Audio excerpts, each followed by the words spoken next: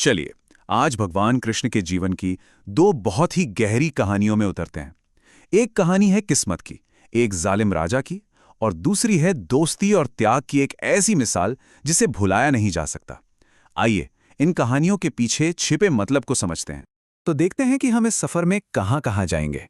हम कंस को मिली उस भविष्यवाणी से शुरू करेंगे, फिर कृष्ण के अद्भुत जन्म के बारे में जानेंगे, और उसके बाद दोस्ती की एक ऐसी कहानी में चलेंगे जो हमें कर्म के एक बहुत बड़े सबक तक ले जाएगी। तो कहानी शुरू होती है मथुरा से, जहां राज करता था एक बहुत ही क्रूर राजा कंस।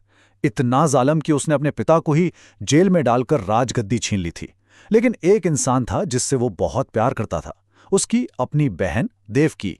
सोचिए, देवकी की शादी हो रही है वासुदेव से, हर तरफ जश्न का माहौल है, और तभी अचानक आसमान से एक आवाज गूंजती है, एक आकाशवाणी।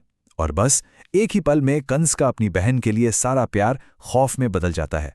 बस उसी एक भविष्यवाणी के डर से कंस अपनी ही बहन और जीजा को जेल की कालकोठरी में बंद कर देता है। और जब ऋषि नारद उसे ये कहते हैं कि कोई भी बच्चा 8वां हो सकता है, तो उसका डर पागलपन बन जाता है। इसके बाद वो एक एक करके देवकी के 7 नवजात बच्चों को बेरहमी से मार डालता है। और फिर वो रात आई, 8वें बच्चे के जन्म की रात। बाहर जोरों की आंधी तूफान और घना अंधेरा छाया हुआ था, और अंदर जेल में देवकी और वासुदेव बस भगवान विष्णु से एक चमत्कार की प्रार्थना कर रहे थे। और फिर एक के बाद एक चमत्कार होने लगते हैं। कृष्ण के जन्म लेते ही जेल के सारे ताले खुद ब खुद खुल जाते हैं, सारे पहरेदार गहरी नींद में सो जाते हैं, और वासुदेव को बच्चे को वहां से ले जाने का रास्ता मिल जाता है। हर कदम पर कोई दिव्य शक्ति जैसे उनके रास्ते की सारी मुश्किलें हटा रही थी। वासुदेव उफनती यमुना को पार कर गोकुल पहुंचते हैं, और अंधेरे की आड़ में चुपके से कृष्ण को अपने दोस्त नंद की बेटी से बदल देते हैं। वो उस बच्ची को लेकर वापस जेल आ जाते हैं, और सब कुछ पहले जैसा हो जाता है, ठीक उसी पल जब कंस को बच्चे के जन्म की खबर मिलने वाली थी। और कहानी का ये हिस्सा एक ऐसे मोड़ पर खत्म होता है जिससे सुनकर रोंगटे खड़े हो जाते हैं। जब कंस उस बच्ची को मारने के लिए हाथ बढ़ाता है, तो वो उसके हाथ से छूटकर देवी दुर्गा का रूप ले लेती है, और हवा में गायब होने से पहले उसे ये आखिरी चेतावनी देती है। तो साल बीतते गए, कृष्ण बड़े हुए, कंस का वध करके भविष्यवाणी को पूरा किया और द्वारका के राजा बने। लेकिन कहानी यहीं खत्म नहीं होती।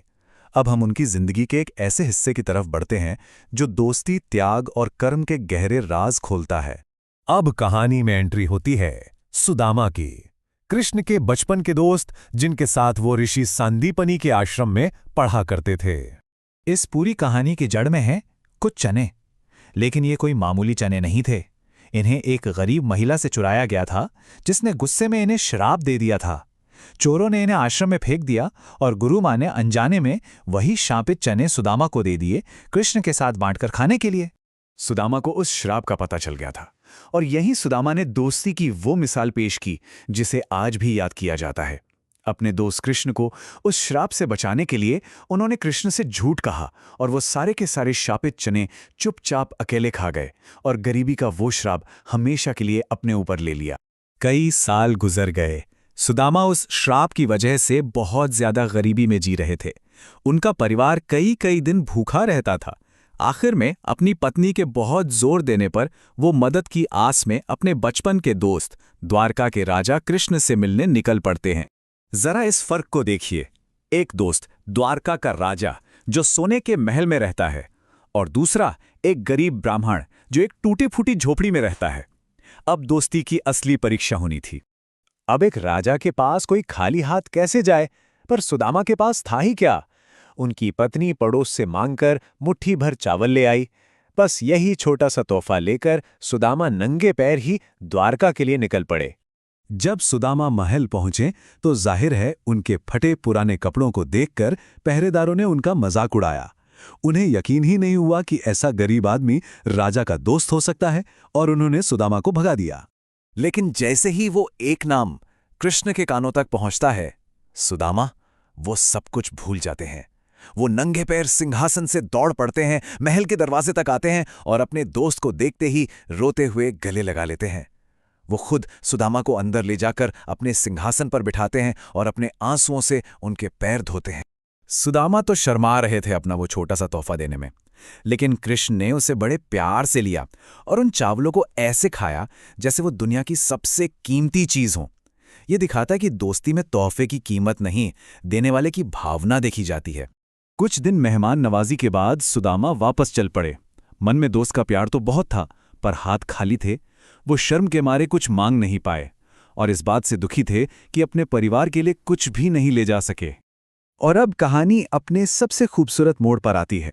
सुदामा घर की तरफ जा रहे हैं और यही सोच रहे हैं कि वो अपनी पत्नी और बच्चों को खाली हाथ जाकर क्या मुंह दिखाएंगे। लेकिन जब सुदामा अपने गांव वापस पहुंचे तो जो उन्होंने देखा उस पर यकीन करना मुश्किल था। उनकी झोपड़ी की जगह एक आलीशान महल खड़ा था।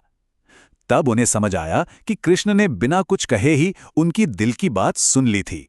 और यहीं इन दोनों कहानियों का सबसे बड़ा सबक छिपा है। कर्म का लेखा जोखा अटल है। कृष्ण जैसे दोस्त के होते हुए भी सुदामा को वो गरीबी झेलनी पड़ी जो उन्होंने खुद अपने दोस्त के लिए चुनी थी। तो समझने वाली बात यह है कि कृष्ण ने सुदामा के कर्म को मिटाया नहीं, उन्होंने इंतजार किया जब तक सुदामा के कर्म का फल पूरा नहीं हो गया। और जैसे ही वो समय पूरा हुआ, उन्होंने उनकी दोस्ती और भक्ति का ऐसा इनाम दिया जिसकी सुदामा ने कल्पना भी नहीं की थी। तो ये कहानी हमें एक बहुत बड़े सवाल के साथ छोड़ जाती है। अगर हम सभी को अपने कर्मों का फल भोगना ही है, तो फिर भक्ति की असली ताकत और उसका मकसद क्या है? ये एक ऐसा सवाल है जो हमें किस्मत, कर्म और विश्वास के रिश्ते के बारे में सोचने पर मजबूर करता है।